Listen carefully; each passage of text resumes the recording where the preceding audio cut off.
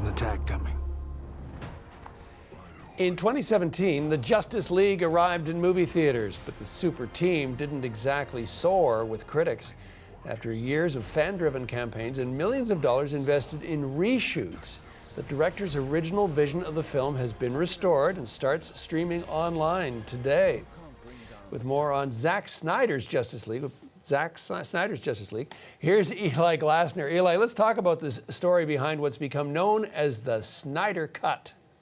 Yeah, they pushed, they tweeted, they hashtagged, released the Snyder Cut, and here it is. So this is a movie that was supposed to unite the classic DC superheroes. It was going to be Warner Brothers going toe-to-toe with the Marvel movie machine, but there were problems in the production. The studio was a little worried about Zack Snyder's oh-so-serious tone. They wanted something lighter, maybe more like Marvel movies. And Snyder was working on what was shaping up to be a Titanic-sized superhero masterwork, this sprawling showdown of easily over 3 hours. Then Warner Brothers brought in Joss Whedon, the man behind The Avengers and Buffy the Vampire Slayer. You see the director there to write some fun scenes, maybe do a little directorial babysitting.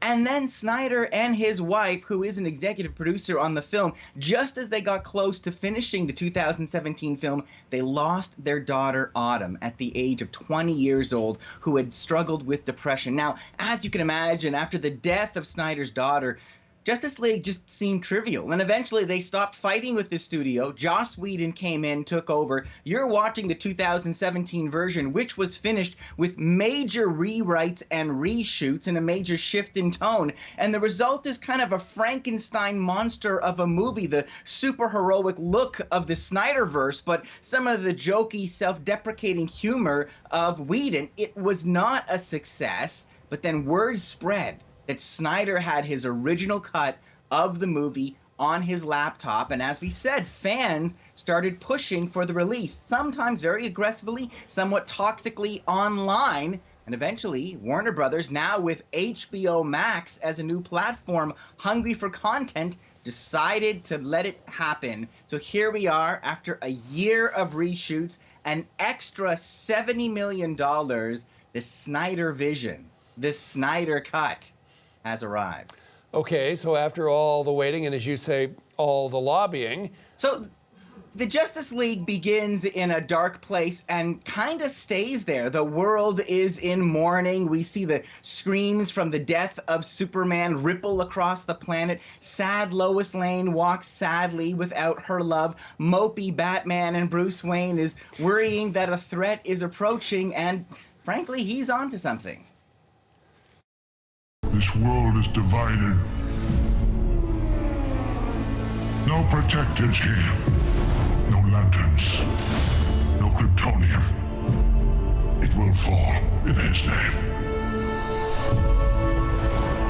I have turned worlds to dust. All of existence shall be mine.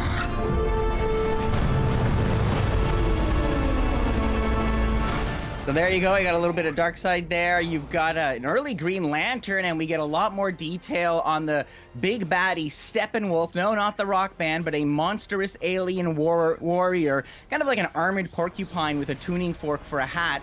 We also get some impressive epic battle scenes with the early Age of Man, where Darkseid faced off against Amazons and Olympians fighting side by side. Now, it seems that Steppenwolf got on Darkseid's bad side, so he wants to conquer Earth to make up for that, and that means gathering the 3 mother boxes so they can sync or something and call the big bad guy's army. Now, the new version just gives us more of everything, but with a butt-numbing runtime of 4 hours. I cannot, John, imagine enduring this in the theater. We do learn more about Cyborg, played by Ray Fisher, a man-machine with the power to talk computers who blames his father for his fate. Plus, we get to see more of Ezra Miller as Flash, saving the girl and making jokes, the rarest of elements in the Snyderverse. Okay, clearly a lot more. Although I don't, does Batman brood or mope? We're not sure. Let's talk about this overall, though. What did you think?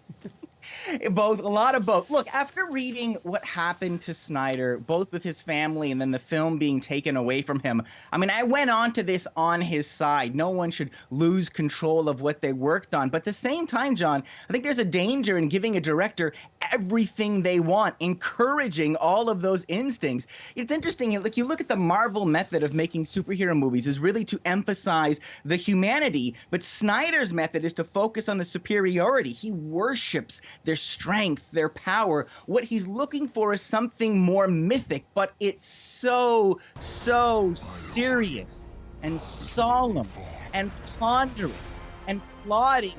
Even the songs playing in the background like some emo music video. Even Superman is in his goth phase, an all-black vision of strength and might. Let's take another one. I have a second chance. I am not going to waste it. He said the age of heroes would never come again. Fighting the devil and his army. You know, I don't care how many demons he's fought and how many hells. He's never fought us united. Except they don't really unite. We don't really see them gel. They just go from posing stoically apart to posing together. For all the fans who encourage Zack Snyder, he's kind of the biggest fanboy of all. He's worshipped at the altar of these icons and tried to make them into modern-day deities. They are literally action figures, more super than man, more wonder than woman. An epic super smash, big on style, but short on soul. 3 stars out of 5. 4 hours and 2 minutes, eh? 4 hours and 2 minutes, and I'll tell you, John, the first time I watched it, it felt like about 8. I actually watched it yesterday. I recommend breaking it up. I think, you just kind of dip in, you dip out, watch a little of Brooding Batman, you go have a lunch, you come back, you watch another epic space battle, pick up the kids, maybe after dinner, another half hour of loud chaos. That's, I find, the best way to enjoy this heroic symphony of things. Okay, good tip. The never butt-numbing Eli Glasner. Thank you, sir. You're welcome, John.